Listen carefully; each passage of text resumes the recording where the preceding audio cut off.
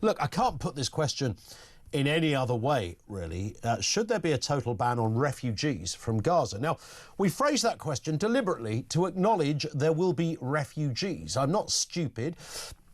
I'm not a half-wit. It's quite clear that lots of people in Gaza displaced because of what has happened to their brutal death cult of a government will be displaced. It will be a horrendous time, and most of those people will not be terrorists. However, do you know which ones are and which ones aren't? Do you know which ones have empathy with the Hamas regime? Do you know which ones would endorse and rubber stamp an act of terrorism in the name of their God, their land, or whatever it might be? No, neither do I, neither does the Home Office, and frankly, neither does Judge Hugo Norton-Taylor, for it is he who decided that this should be given the green light. Look, sometimes you have to draw a line called common sense. Palestinian migrants have been granted the right to live in the UK. I'll say that sentence again. If you've only just caught up with this story, it's the first time of hearing it. Palestinian migrants have been granted the right to live in the UK. Now, that in itself would be disturbing. Not because we don't want no Palestinians here. It ain't that. This is common sense. This is logic. This is uncharted territory. This is stupid. However, they applied through a scheme that was meant for Ukrainian refugees. So this is a family of 6 people. They will be allowed to join their brother in Britain after an immigration judge ruled the Home Office's rejection of their application. You're ahead of me here. Are you ready? Shall we say it all in unison? Their rejection of their application breached their human rights.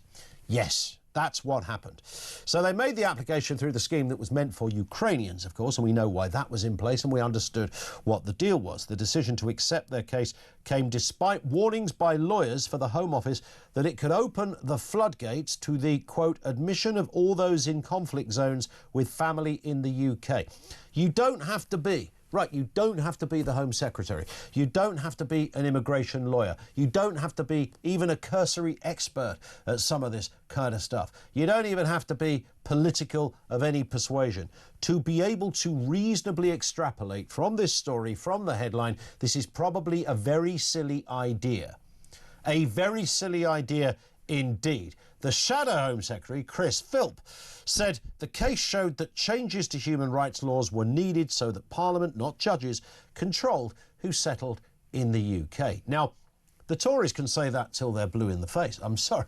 They have no right, no track record on this one. In fact, if you want to look at the judge concerned, Hugo Norton-Taylor, he's the upper tribunal judge. He overturned the Home Office's decision and granted the Palestinians' appeal, allowing them to come to the UK on the basis of their Article 8 right to a family life under the European Convention on Human Rights, ECHR.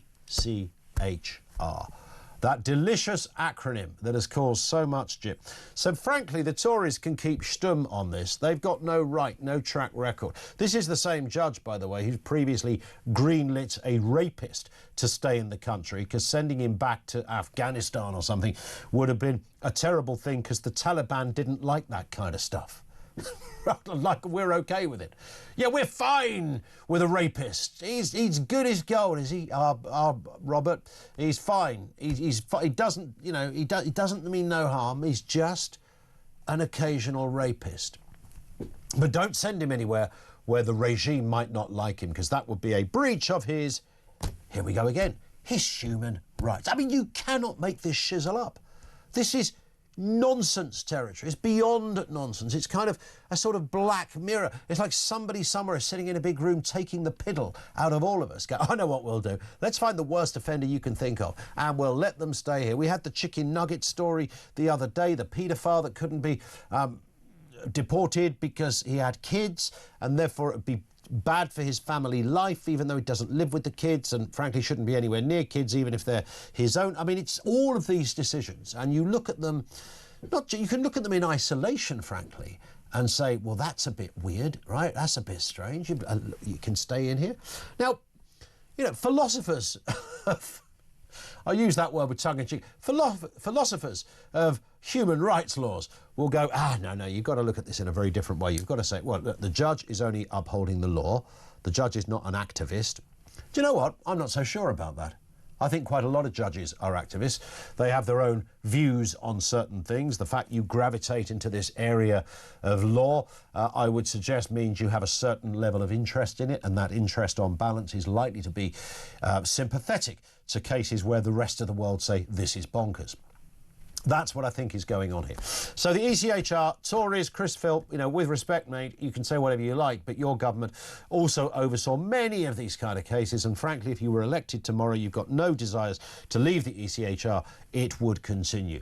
And I come back to that comparison I seem to be giving every single day at the moment, that of, you know, why did people vote for Donald Trump? It's because of nonsense like this. It's exactly because of nonsense like this. When we don't have a leader, a politician that can stand up and say, sorry, enough is enough. Some decisions don't need philosophers of immigration and the like to be able to look at the story and say, this is clearly stupid. I have no doubt this is a family that would mean no harm to anyone. There is such a thing as precedent, because the next judge will say, oh yeah, we can do that. Because look, if you look at this case of the Palestinian family versus UK government, you will find it clear cut. So there is precedent. Ka-ching, there we go. Open the gates, green light is done, everything's sorted, in you come. I mean, it's stupid. This is a war zone. It's a war zone from one of the most tyrannical regimes on the planet, from one of the most dubious areas of the planet. It is stupid. It's counter to all logic and sense in any shape or form. So with that in mind, you might think everybody would agree with this, but of course there will be those that say, we need to help those in need. So should there be a total ban on refugees from Gaza? We didn't have that sense when we were talking about Hong Kong people escaping a tyrannical regime, nor did we have that same issue with Ukraine. But we are dealing with two different things here.